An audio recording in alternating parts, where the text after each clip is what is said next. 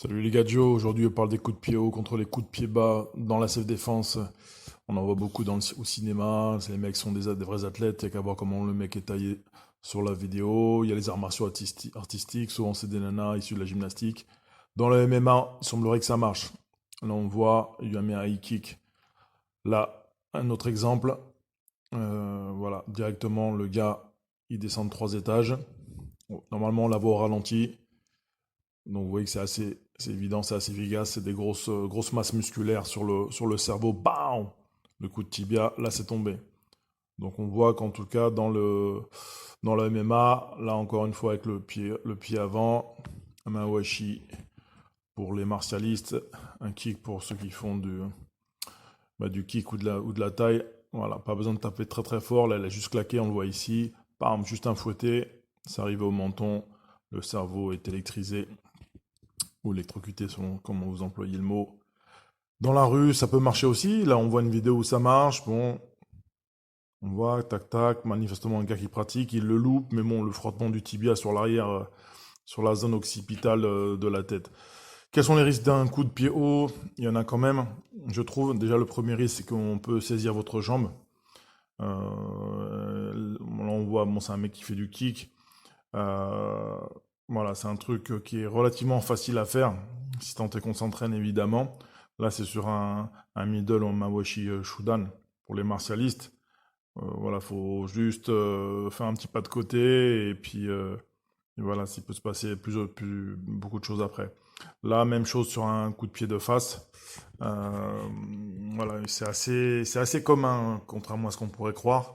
Ce sont des choses qui arrivent déjà à l'entraînement, qui arrivent aussi en combat, on le voit, et qui, par définition, peuvent aussi arriver dans la rue, sachant que dans la rue, ben, il arrive beaucoup plus de choses. Deuxième écueil, c'est qu'on peut glisser. Là, j'ai pas d'exemple à vous donner, mais bon, c'est facile à comprendre. Troisième écueil, c'est qu'on n'est pas toujours dans les mêmes conditions. On est en G, on est fatigué, on est en costard. Ensuite, ça suppose de vraiment savoir le faire. Il y a vraiment un apprentissage technique pour être efficace. C'est pas toujours le cas pour tout le monde. Alors, que faire dans la self-défense? Ça veut dire qu'on peut pas faire de coups de pied? Évidemment, non. Il y a toujours des coups de pied qui se font relativement bas. Là, c'est Frank Roper, c'est du silat. Il a adapté un petit peu le truc. Il a pris des trucs de la taille. Il le dit lui-même. Et puis, il a adapté à la sauce silat. Tibia, voilà, ça fait très mal. Ça suppose d'être quand même prêt.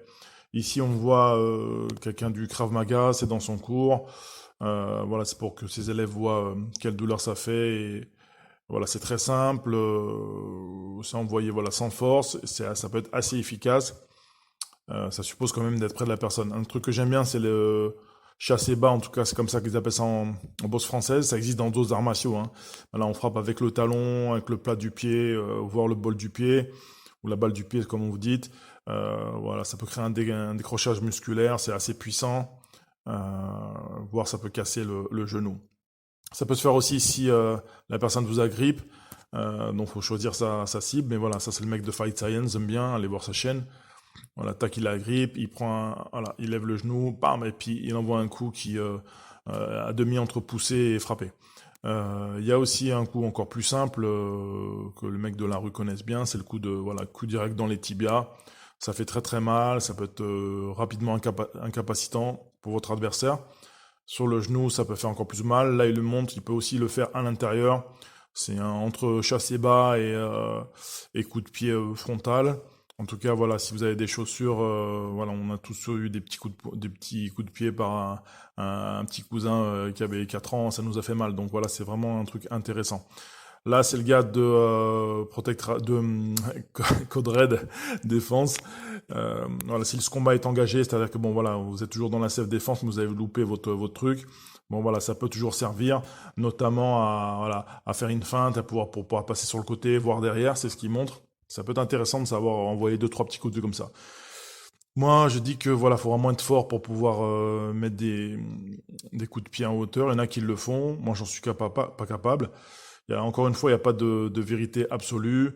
Ce qu'il faut, c'est s'entraîner. Sachez quand même quand vous travaillez au coup de pied, même en haut ou alors en middle, bon là, ça peut faire mal vous pouvez vous abîmer la hanche. Abonnez-vous et puis on se voit sur d'autres trucs.